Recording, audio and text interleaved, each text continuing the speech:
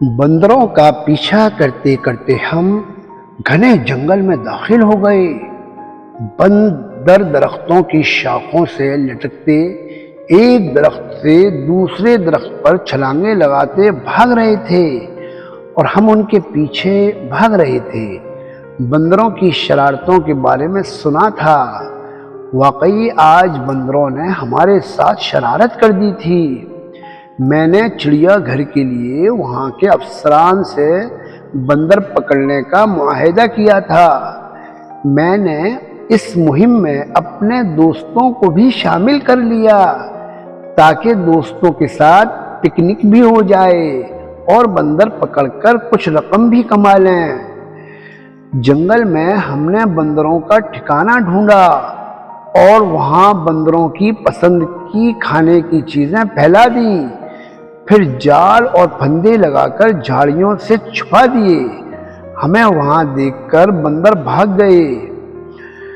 ہم جھاڑیوں میں چھپ کر ان کی واپسی کا انتظار کرنے لگے۔ کافی انتظار کے بعد بندروں کا ایک جتھا اس طرف آیا اور کھانے کی چیزوں پر ٹوٹ پڑا۔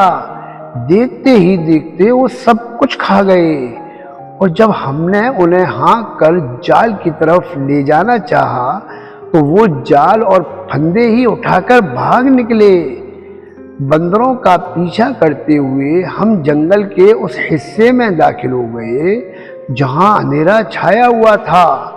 گھنے درختوں کی شاخوں سے چھت سی بن گئی تھی جس سے سورج کی روشنی زمین تک نہیں پہنچ رہی تھی، اور دن میں بھی رات کا گماں ہو رہا تھا۔ یہاں گہری خاموشی چھائی تھی، یعنی مکمل سناٹا تھا۔ بندر نہ جانے کہاں چھپ گئے تھے۔ ہم اپنے ہتھیار اٹھائے محتاط قدموں سے آگے بڑھ رہے تھے۔ پتا بھی گرتا تو ہم چونک اٹھتے۔ اندھیرے کی وجہ سے میں اپنے ساتھیوں سے بچھڑ کر دور نکل گیا۔ جب مجھے ساتھیوں کے بچھڑنے کا احساس ہوا تو میں نے پلٹنا چاہا۔ اچانک کسی نے مجھے پیچھے سے دبوچ لیا اور اپنے دانت میرے کندھے میں گاڑ دیے۔ میرے منہ سے چیخ نکل گئی۔ میں نے اپنے کندھے کو زور سے جھٹکا دیا۔ میرا کندھا تو اس کی گرفت سے آزاد ہو گیا، مگر اس کا نوکیلا ناخن میرے ایک بازو کے گوشت میں اترتا چلا گیا۔ پھر وہ ایک دم میرے سامنے آ گیا۔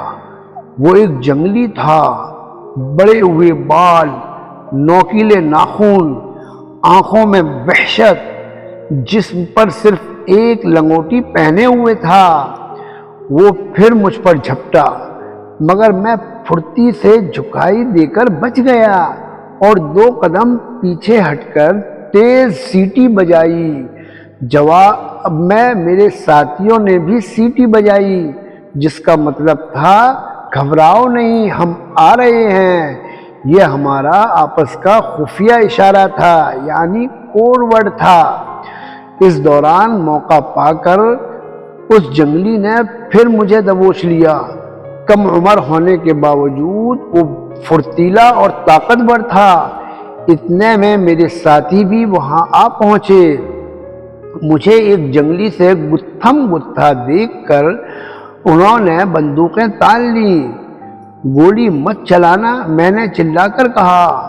میرے ساتھیوں نے اپنے ہتھیار زمین پر رکھ دیے اور جنگلی پر جھپٹ پڑے۔ تھوڑی سی جدوجہد کے بعد انہوں نے جنگلی پر قابو پا لیا۔ ایک ساتھی نے کمرے کے گرد بندھے تھیلے سے رسا نکالا اور جنگلی کو باندھ کر بے بس کر دیا۔ پھر 2 ساتھیوں نے اسے اٹھا لیا اور ہم جنگل سے واپس چل پڑے۔ جنگلی انسان کو پکڑنے کی خبر نے مہذب دنیا میں ہلچل مچا دی۔ یہ ایک چونکا دینے والی خبر تھی کہ ایک بچہ انسان سے بچھڑ کر جانوروں میں پلا بڑھا اور جانوروں جیسی ہی عادتیں اپنا لیں۔ لوگ جوک در جوک جنگلی لڑکے کو دیکھنے آنے لگے۔ کئی دنوں تک اخباری نمائندوں نے بھی ہمیں گھیرے رکھا۔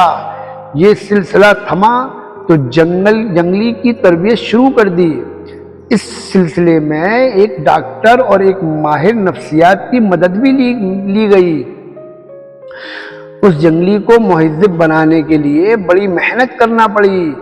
آخر ہماری کوششیں رنگ لائیں اور اس میں تبدیلی کے آثار نظر آنے لگے۔ وہ کچھ ہماری بات سمجھنے لگا اور گھر کے کام بھی کرنے لگا۔ جلد ہی اس نے نشانہ بازی بھی سیکھ لی اور ہمارے مددگار کی حیثیت سے ہمارے ساتھ شکاری مہمات پر جانے لگا۔ ایک اچھا نشانے باز ہونے کے باوجود شکاری مہموں کے دوران اس نے کبھی کسی جانور پہ گولی نہ چلائی۔ وہ اپنے پاس ایک تھیلا رکھتا جس میں جانوروں کے کھانے کی چیزیں ہوتی، جنہیں وہ جانوروں کے آگے ڈال دیتا اور خود دور کھڑا ہو کر انہیں کھاتے دیکھتا اور خوش ہوتا۔ اس دوران ہم نے اس کے والدین کی تلاش جاری رکھی۔ ایک دن کچھ لوگ اسے دیکھنے آئے۔ انہوں نے بتایا کہ ان کا بچہ بھی جنگل میں کھو گیا تھا۔ اس کے جسم پر ایک مخصوص پیدائشی نشان دیکھ کر انہوں نے اپنے لختے جگر کو پہچان لیا۔ اپنے بچھڑے ہوئوں سے ملنے کے بعد ہم نے اسے والدین کے ساتھ جانے کی اجازت دے دی اور ہم نے اسے دکھی دل سے جانے دیا۔ آپ سب کو ہمارا یہ ویڈیو پسند آیا ہو تو لائک کریں، اپنے دوستوں کو شیئر کریں اور ہماری حوصلہ افزائی کے لیے ہمارے چینل کو سبسکرائب کریں، اور آپ کو ہماری یہ ویڈیو کیسی لگی کمنٹس میں بتائیں۔ وقت والسلام، السلام علیکم، اللہ حافظ۔